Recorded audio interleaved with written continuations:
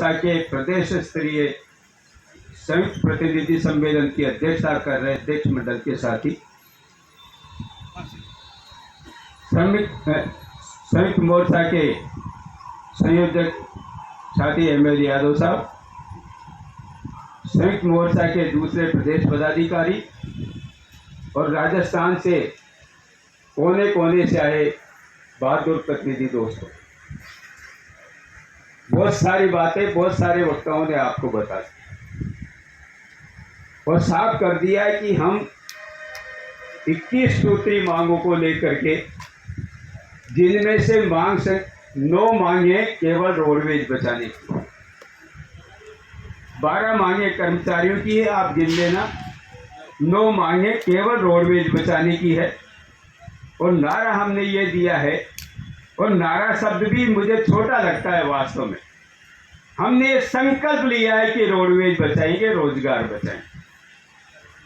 जब तक इसको हम संकल्प नहीं बना लेंगे, नारा तो लगाया जा सकता है और संकल्प को पूरा करना पड़ता है, और संकल्प को पूरा करने के लिए आदमियों खुद पहले अपने मंदिर मजबूत बनना पड़ता है।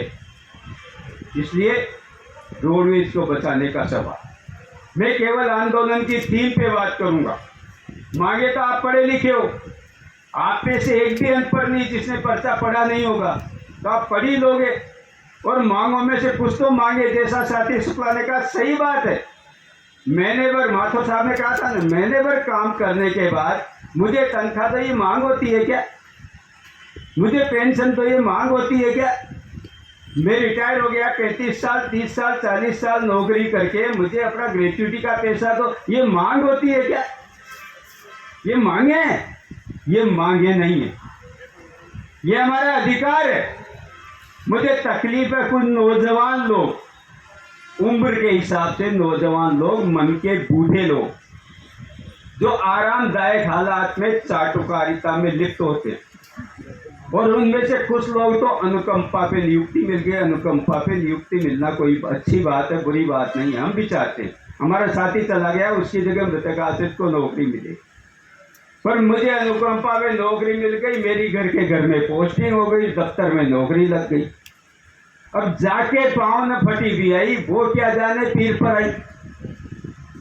कभी मैं तो धूप में तपाई नहीं, तो धूप की तपन कैसी होती है मैं क्या जानूं। व्हाट्सएप पे नाजायज फालतू की बहसें चलाते हैं, उनमें बहकने की जरूरत नहीं है। कुछ लोग शायद ये भी सोचते हैं, एक मांग कर लो, रोडवेज को सरकार में मिला लो।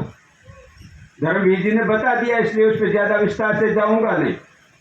इतना आसान नहीं है ये मांग, पर मान लो हो भी जाए तो वो सोचते होंगे सरकार में जाने के बाद रोडवेज बंद भी हो जाएगी तो हमको तो दफ्तर के बाबू है, कहीं न कहीं किसी दफ्तर में बाबू की पोस्टें सब जगह होती है, हम तो खप ही जाने वाले हैं। इन ड्राइवर कंडक्टर मिस्त्री को नौकरी नहीं मिलेगी तो इनको नहीं मिलेगी। एक बड़ी अजीब सी गणित के तहत लोग बाग व्हाट्सएप यूनिवर्सिटी में गेम खेल, पर संयुक्त मोर्चा ने, जिसमें अनुभवी नेता है, जिनके नेताओं ने अपना 50 साल जिंदगी के बेशकीमती श्रमिक आंदोलन को दे दिए, वो तजुर्बा क्या कहता है।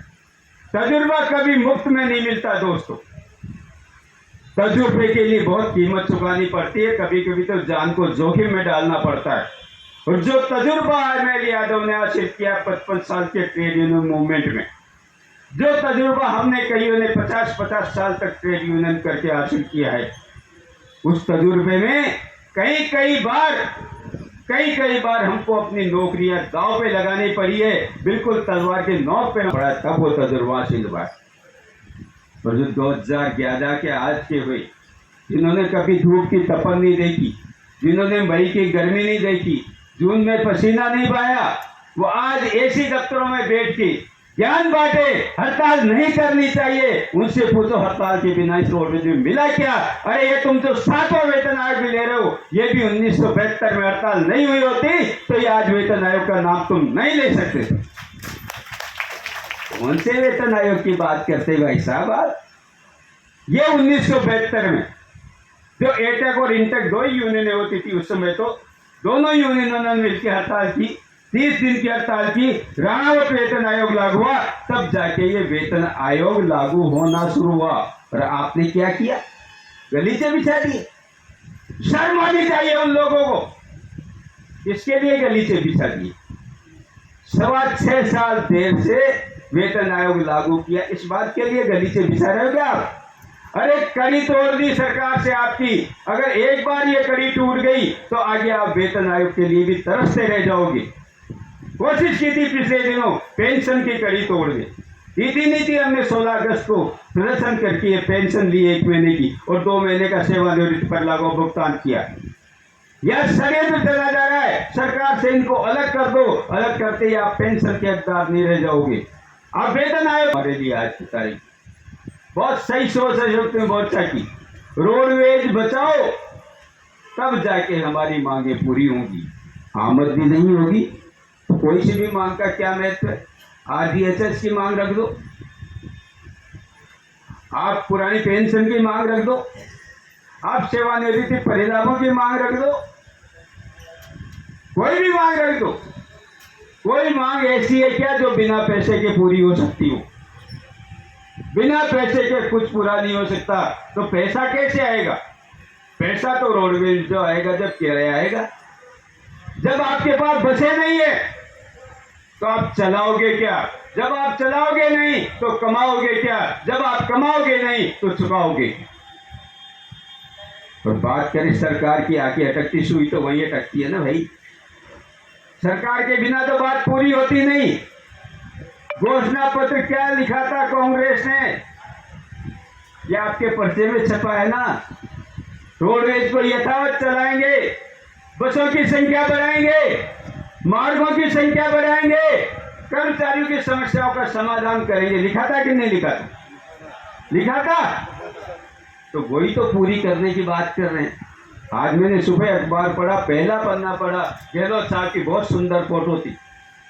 जो हमने कहा सो किया। कौन बोल रहा है? गहलोत साहब बोल रहे हैं। जो हमने कहा सो किया। कहाँ किया महाराज? अगर आप यही कर देते तो हमें आज पिंक सिटी प्रेस क्लब में सम्मेलन क्यों करना पड़ा? यही तुम कह रहे हैं, जो कहा जो करो। अरे आपने 27 नंबर पॉइंट पे एक और बात लिखी है, हम जवाबदेह प्रशासन देंगे। जवाबदेही। आपने बात की पारदर्शिता की, आपने बात की संवेदनशीलता की। आज रोडवेज को आपने क्या दिया? रेशमा की बात की, यादव साहब ने सही कहा। जो बीजेपी ने नहीं दिया वो कांग्रेस ने दिया, रेशमा दिया।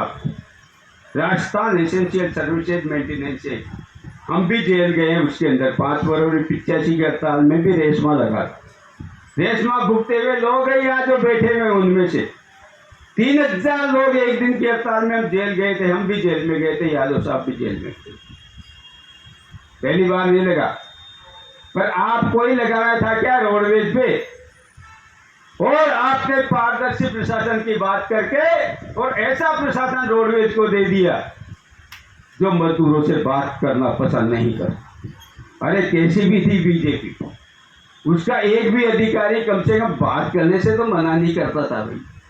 नीतियों की लड़ाई लड़ी हमने, 5 साल लड़ाई लड़ी, ये बात सही है। आज भी हम भाजपा के खिलाफ हैं, लेकिन कांग्रेस अगर इस साल से चलेगी तो कांग्रेस के हम अंध समर्थक तो नहीं बन सकते। ये बात सीधी और साफ समझ लेना चाहिए हमको। किसी के भी हम अंधभक्त या अंध समर्थन नहीं बन सकते। ये मजदूर वर्ग के रोडवेज की पहली रक्षा हमारा संकल्प है और उसके बाद हमारी मांगों को पूरा करना हमारा संकल्प है।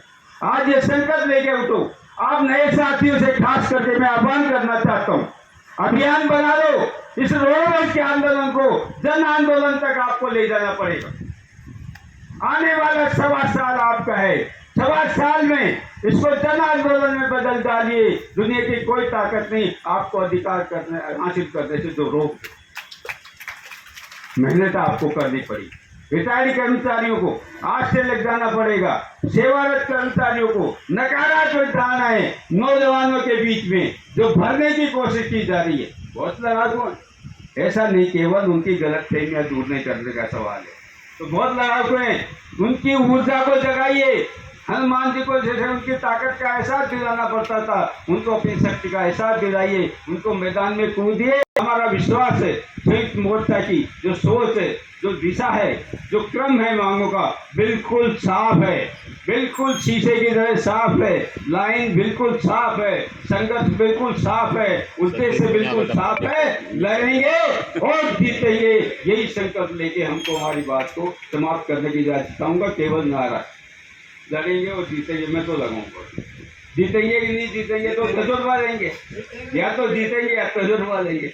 लड़ेंगे, जीतेंगे, लड़ेंगे, जीतेंगे, लड़ेंगे, जीतेंगे। शुक्रिया।